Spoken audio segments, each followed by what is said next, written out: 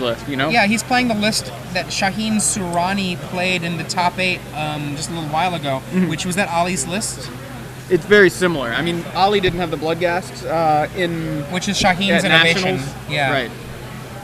So there are 3 Bloodghasts in Philip's sideboard. I think Phillip Lee is gonna win this one. Yeah, I mean, I think he's kind of set up for this kind of matchup. He's also wearing a scarf. You know, it's been about a good year since I've seen a lot of scarves. Yeah, the scarves were big.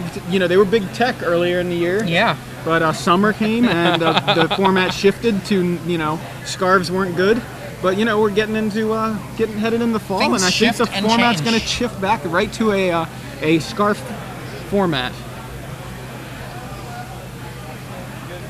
Definitely see a lot of players, you know, going with the scarves. Phillip leading the way here, at least at this point. So Jerry Thompson was scooped into the top 8 by AJ. So he was scooped, and then AJ scooped to him, and now he's drawing into top 8. So we know that Jerry Thompson is in top 8.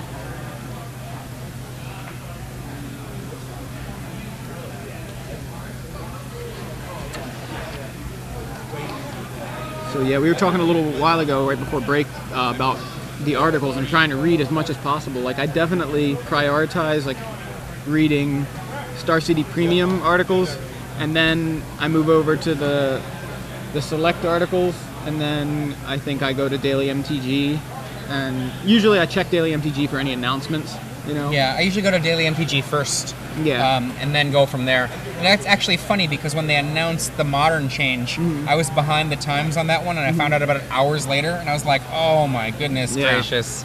Okay, we got an opening play here. Phillip Lee, Inquisition of Kozilek. He's on the draw here. Jonathan has already laid a Glacial Fortress. We see Preordain, and Gideon, and... Dismember Squadron Hawk? You could be correct there. I would probably take one of those Preordains, honestly, even though there's a Hawk there, because there's so little mana. Maybe you just take the Hawk just to get that part of the engine out of the deck. Yeah. Hawk is the better call. I rescind my earlier statement. There's the Preordain into what I want to say was a Blade Splicer again. I keep seeing a card and I'm thinking it was Blade Splicer. And he finds a Celestial Colonnade with the Preordain and then just drops it down. He already has an Inky in his hand, Inkmouth Nexus. We have another Inquisition. And so perhaps this time going to get... there's a Dismember, Gideon, and Preordain. Goodbye, Preordain. There you go.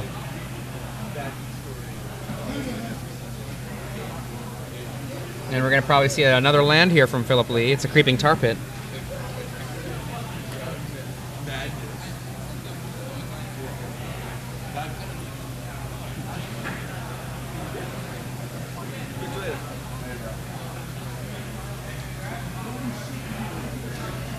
There's that Inkmoth Nexus.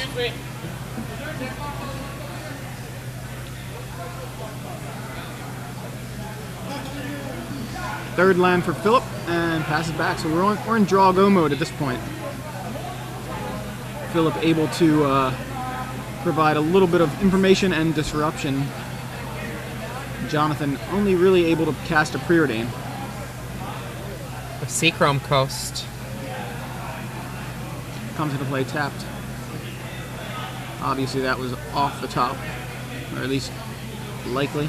And I definitely see Consecrated Sphinx in Phillip's hand. There's a land Solemn Simulacrum. I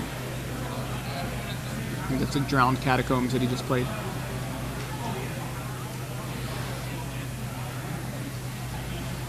And it's original Jens Thorin art. That's my favorite. Yeah. Now, personally, I think any invitational card, when it's reprinted, should be required to have some image of the invitational winner. Whether it's the original art or new art commissioned of the same winner. Yeah.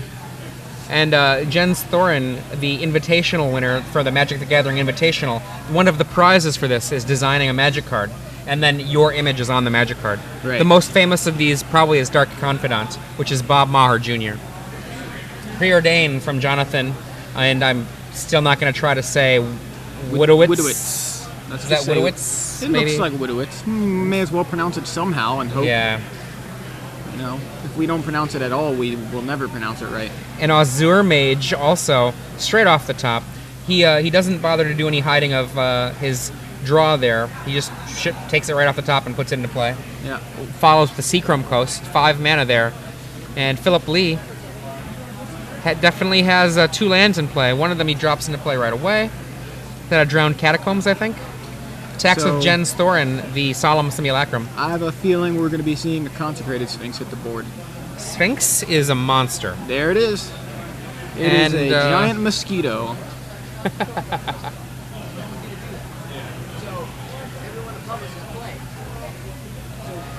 Untap.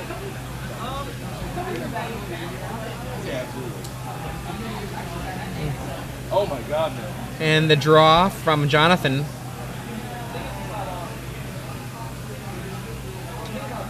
You tell me that doesn't look like a mosquito. It's all skinny. I kind of wonder if Consecrated Sphinx is wearing a headdress or something. Very strange.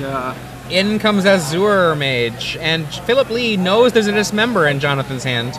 Does not block, takes 2. Seems and like a good play. Jonathan taps down and casts a Gideon, which is going to resolve. And he's like, attack it. Yeah, so that's gonna make that Sphinx tap and potentially. Well, I mean, he's gonna trade the Gideon for the Sphinx. Jonathan lays a land, a Celestial Colonnade, afterwards. So I believe there's a tar pit on board, so Phillip can kill the Gideon here. At the cost of tapping most of his mana. Or that is, tapping most of his lands.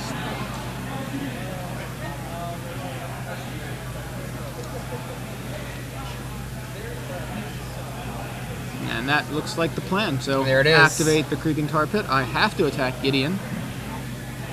Yeah. Here they Jonathan come. looks at his hand and goes, I'm tapped out. Yeah. There's nothing I'm doing. Oh, right. I don't have a play. I mean, if he had a Surgical Extraction in his deck, he could do that. But yeah, that'd be that's about it. an option. Double Sandstorm. I can't remember the name of the free Phyrexian Sandstorm.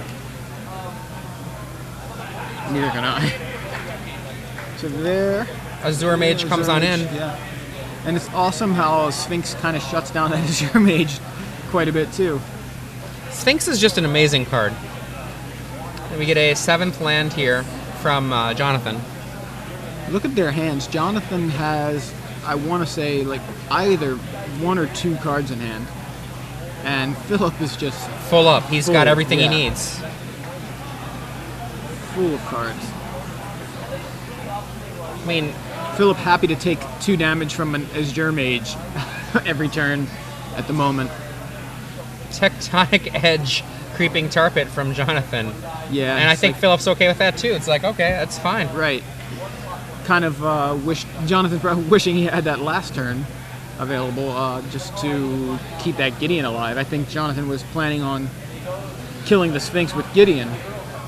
Either didn't see the Creeping Tar Pit, or I mean, I guess he didn't really take advantage of that turn he had. So I have a feeling he just didn't realize it.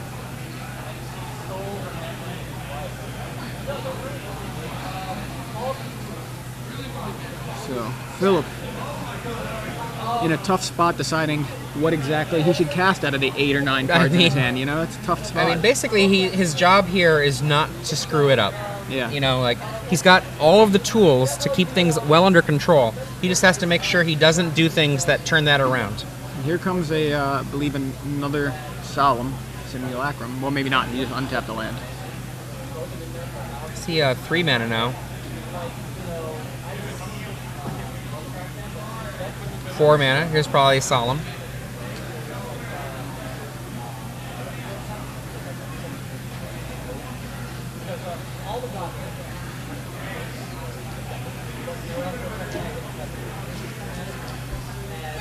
And Jonathan says, okay.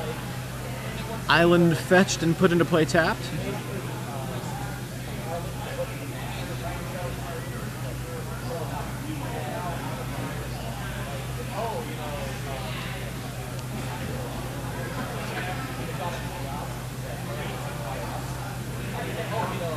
draw. Yeah. Jonathan's like, well, you know what? You've got so many cards in your hand. I'm just going to let you have a Merfolk Looter effect because I want one card. Yeah, it's kind of funny. It's almost like cracking a standstill at the end of somebody's turn when they're full, you know? I mean, to be fair, it's possible that it's worth his while to do that. I mean, as crazy as that sounds. I don't know that it is, but maybe.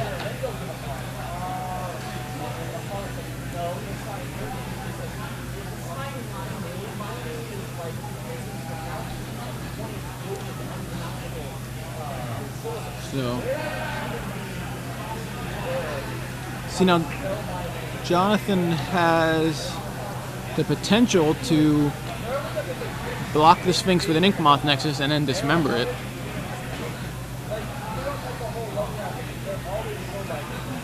Or then again, declare it as a blocker, block the, or dismember it and then then let damage go through to keep his Inkmoth Nexus, but combine the Inkmoth Nexus with dismember is what I was getting at there. Right.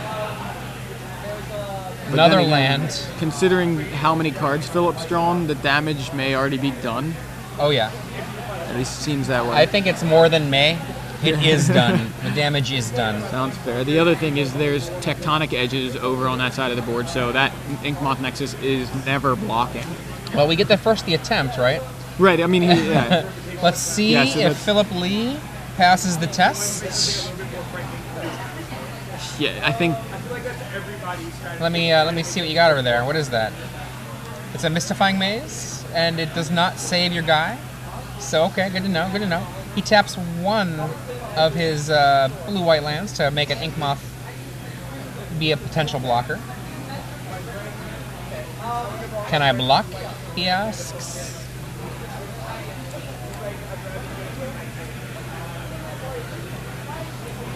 Makes another one a potential blocker. Here we go. How about we say no. Both dead.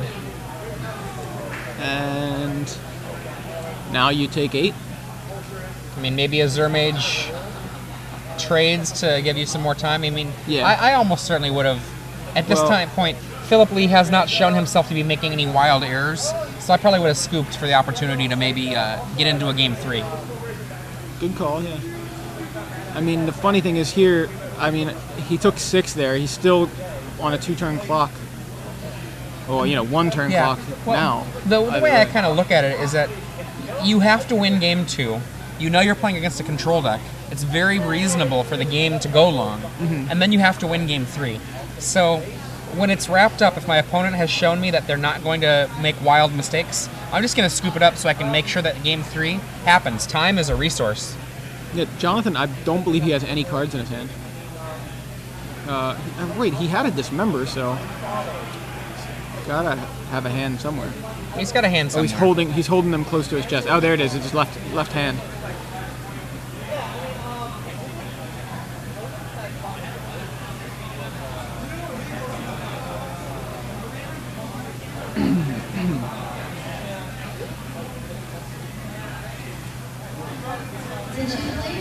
So, Phillip discards, passes the turn, Jonathan draws, Phillip draws twice. I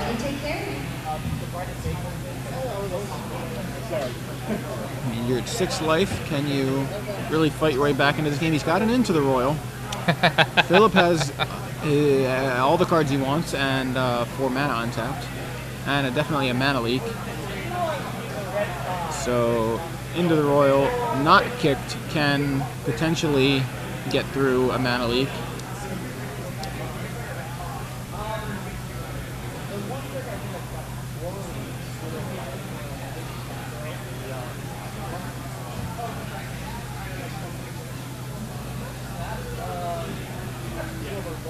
Jonathan scooped him up. He also had a mana leak, but at this point he was just delaying the inevitable, it seemed like. So Phillip Lee takes game 1 with blue-black control over Jonathan Wdowiasz playing Hero Blade here in round 10, the final round of the Swiss rounds.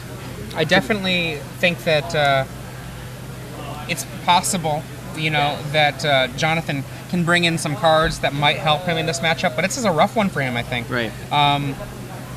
Another Azure Mage seems good. Frost Titan simply as a threat. And maybe Day of Judgment I'm looking at? Like Revoke Existence can make a gens less powerful. It's that's not great. not the kind of thing it seems like. It doesn't even seem like it's that valuable. Like, unless you're taking out something that's completely dead. Yeah, and on the flip side of this, this particular build is less weak to Bloodghast.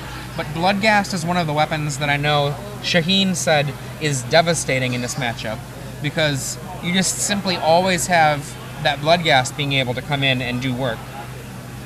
Can't block, though. Which he says you're not going to do because... I know, I'm just kidding. I always joke about that because that's all it says. And, it's just like, Bloodghast, can't block. It just jumps out at me for some reason. Into the Royal and Despise are possible weapons from Phillip Lee. Into the Royal being a great tempo changer as well as a way to fight over Planeswalkers. And then Despise being able to hit Planeswalkers as well as Squadron Hawk. And in Jonathan's list, there are quite a few particular creatures as well. I mean, we saw Azure Mage, so we know that there is more than just Squadron Hawk to hit, which is usually the case. Right.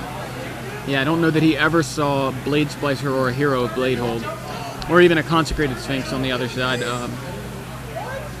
in Jonathan's hand. But we know that Jonathan has those.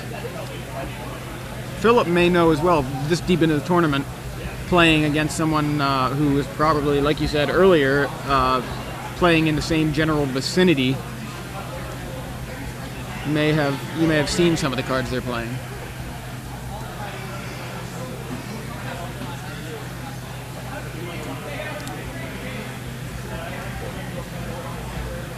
So Phillip seems very confident. I don't know if it's the scarf that gives him that look or what. Definitely. I think scarves do add an air of above it all. Yeah, of confidence. or definitely something there.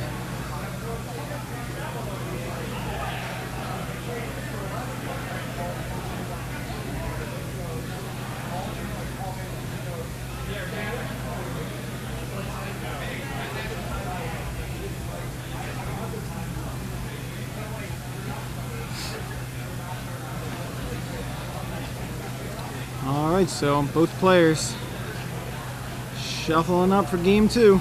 They should probably speed it up considering they're both playing these slow decks, and well, Phillip has very little reason to rush.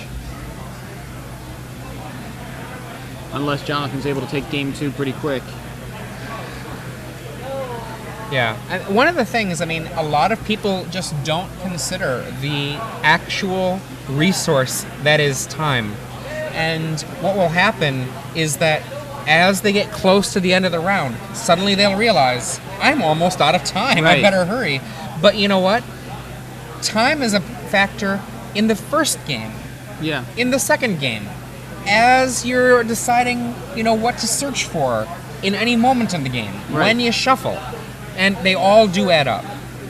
One of the things I often do when I'm playing against somebody that I feel is a little bit slower of a player is if they're having fun conversations with their friends during a match, and it's a real match, being like, hey, we're playing a match here.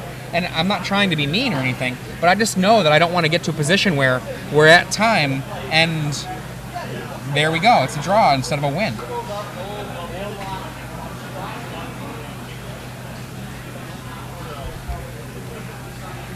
Phillip having a great time there. Looks like actually both players having some lively conversation.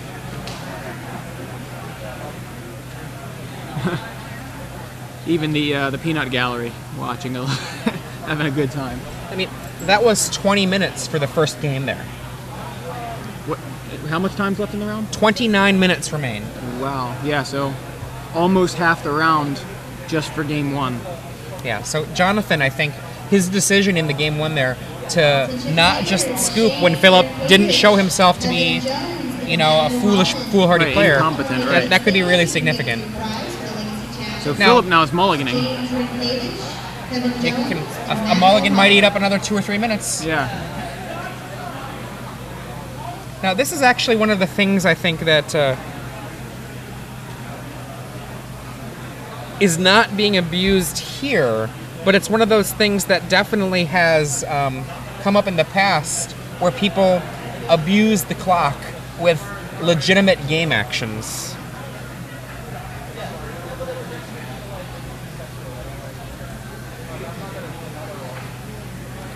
One of the good articles that was on Star City Games a while back is Alexander West's article, Greatness at Any Cost, where he basically makes the claim that Tamaharu Saito didn't make the Hall of Fame because of things like that. Playing too close to what he calls the tilt line. In the meantime, Jonathan, turn 1 Spell Pierce for the turn 1 Phillip Lee Inquisition of Kozilek.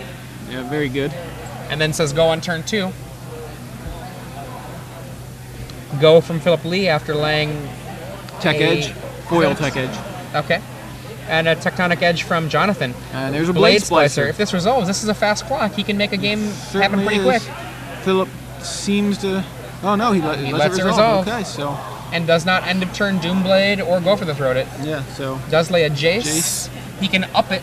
Yep, he does. Puts it to 5 counters. And it will not die from the attack. Jonathan may not even be that interested in attacking Jace. I think you always have to be interested in attacking Jace at this stage in the game. Fair enough. Just depends on how fast the clock is. He may just want to... I'd say 3 to the Jace, 1 to him. I mean, maybe he'll just go to the dome like you're talking about. I mean, it looks like it was straight to the dome there. Yeah, Jace for Jace. Okay, he's got his own Jace, so then that nullifies that as a question mark. Tapped out with 4 there. We're going to see Phillip Lee, what he does in this moment. 4 mana of his own. Are we going to see a Jens? There's Jens Thorin, the Solemn Simulacrum. Ramps him right back into the play, basically. He was on the draw this game. Now he's got to step up. Now you'll notice all these different shuffle and search effects. Phillip's being pretty quick about it. He's not abusing it. He's being, taking a rational, reasonable amount of time. But it does eat away at the clock. Jonathan has to be able to get 2 games in if he hopes to win this match. And he draws a Hero of Blade Hold, which we may see hit the board right now while Phillip's tapped out. Phillip does not play Day of Judgment in his blue-black deck. Why not? I have a feeling he would have trouble casting it.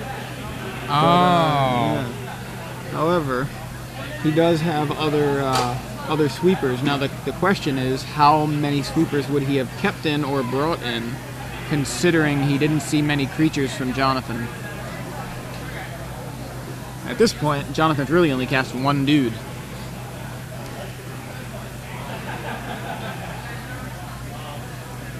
Well, nothing happening right now. Jonathan is pondering, and not necessarily playing the card Ponder, but just thinking about what he's going to do here, considering what to do. He looks to have a Sword of Feast and Famine and Into the Royal in his hand. Also, we know he has a Hero of Blade Hold, and I couldn't quite see what else, so he's trying to decide what exactly he wants to play here.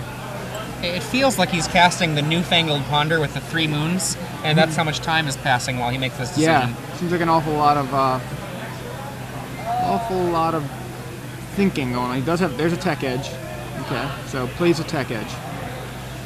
And he can play a Sword Equip if he wants. Decides not to do that. Looks like he just goes with swing in with the Golem, which is interesting too because Phillip just blocks and draws a card. And Sword of Feast and Famine, Jonathan. Of course, Phillip being tapped out doesn't do anything there. 2 mana open for Jonathan. This is actually a really interesting position here. Because if Phillip goes in to try to kill everything, that 2 mana can mean that a Mana Leak or Spell Pierce can really cause Phillip a problem, and then the Sword of Feast and Famine might connect. And there we have another Solemn Simulacrum. Mana Leak for that. Does that resolve? Yeah, Phillip can Mana Leak Jonathan's Mana Leak if he chooses, and he does. And he does. So again, we have Phillip being tapped out on Jonathan's turn. Very few cards left. 3 cards left for Phillip. Now, the fact that that sword gives protection from black and green is not relevant for that Solemn Simulacrum, so it's going to be able to chump block whichever dude happens to pick up the sword. And Phillip's happy to chump block, not only saves the damage, but draws him a card and keeps Jonathan from being able to untap all his lands due to the sword trigger. However, if Jonathan's able to just kill the Simulacrum or get it off the board. It's not unreasonable to equip up the Blade Splicer and just attack with both of the creatures and kill the Simulacrum, have 3 mana or 4 mana if there's a land from Jonathan up, and then have no creatures from Phillip.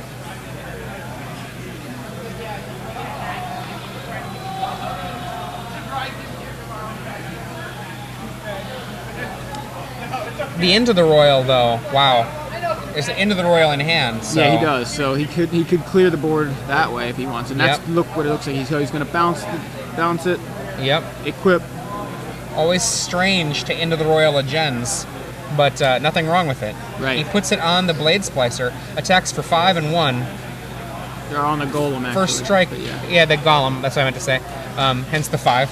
And untaps his 5 lands. And now it looks like he's thinking about Tectonic Edge. Or Hero of Bladehold. He's got that at the front of his hand, and it seems like... So yeah, maybe he is thinking about Tech Edge, but... I mean, tapping down...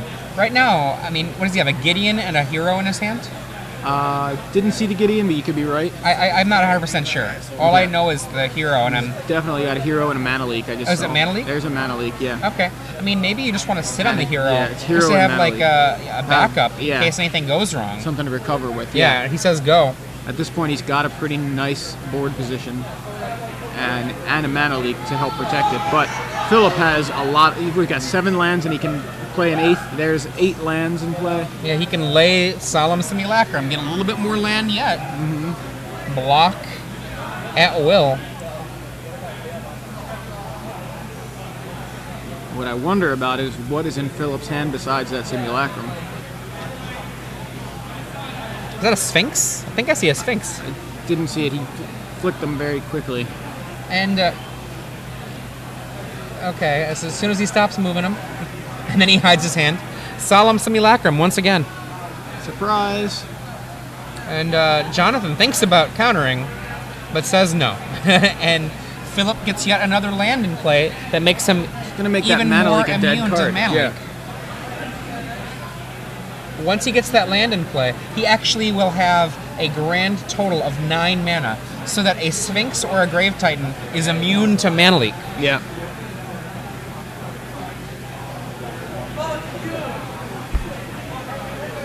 Phillip's life total is diminishing rapidly, but Jonathan has to make something happen to actually have that matter. I see, I want to say, is that Jace? Wow, Phillip is very good at flicking his cards quick enough to where I can't see them at all.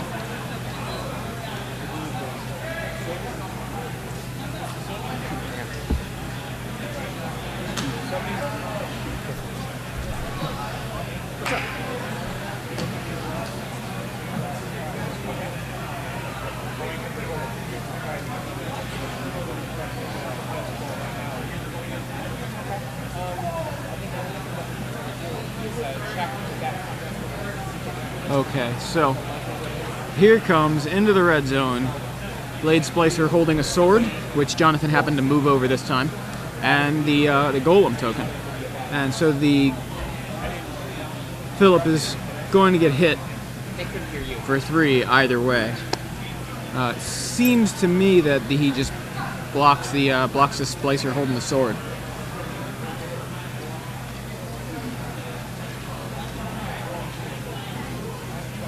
Three damage to Phillip, and Phillip is going to draw a card from Solemn Simulacrum.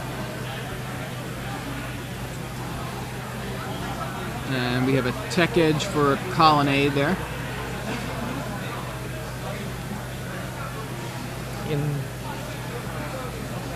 Draws a card. Phillip has a decided mana advantage. He has to actually turn this into some sort of card. He needs to capitalize on it. So draws his card. I know he has. I think maybe 4 cards in his hand, and 2 of them are lands. I want to say there's an island and a tar pit.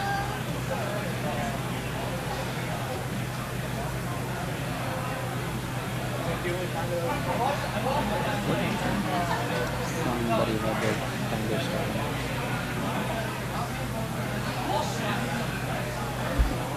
That guy's supposed to call staff.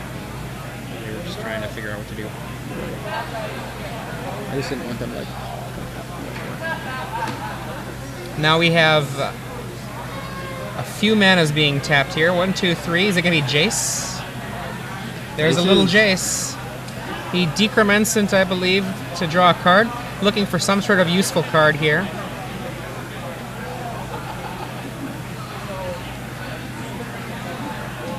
Land, taps out into the Mana Leak here to drop down what?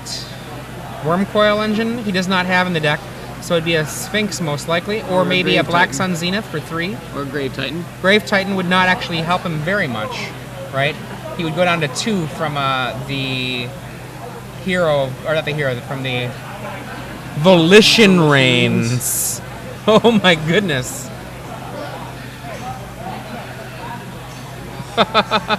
It's worth mana leaking. Yeah, it certainly is. That would untap that little token, so it could serve as a blocker. And here, a land means that Phillip Lee dies. 4 mana. Hero of Bladehold dropped for some reason. He attacks. All to you, I think. I think he's dropping Phillip to 1.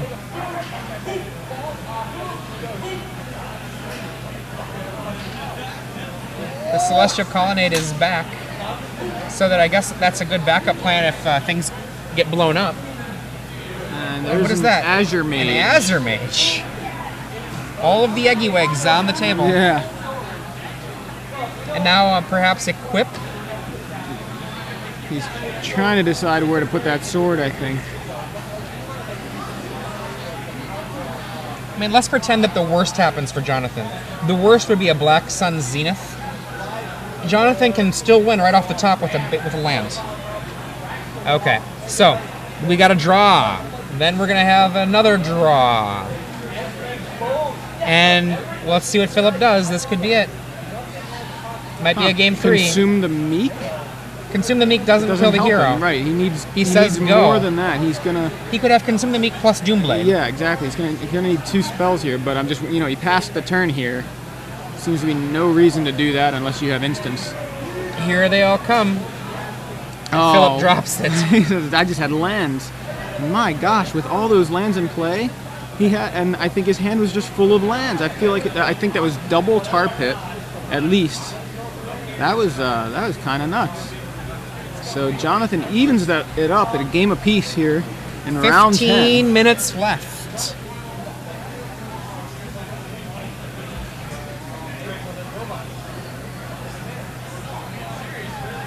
To the sideboard. Now, one of the things that's actually really interesting, Jonathan, he did all of that work on the back of a single Blade Splicer being cast.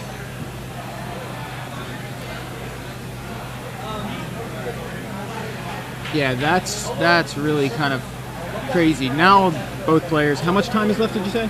15 minutes, 15 minutes? as of a few seconds ago, so probably 14 and a half now. Okay, so that took about 15 minutes just now, so they can get a game done in 15 minutes if they play. And that was quickly actually a game where that was a quick game. Yeah. So to speak. The last couple of turns there, Phillip took more time perhaps than he probably should have, because he's the one now who's under the gun more for the clock, because it takes him a lot longer to win. His fastest kill is going to be off of a Grave Titan, but just dropping a Grave Titan down is dangerous.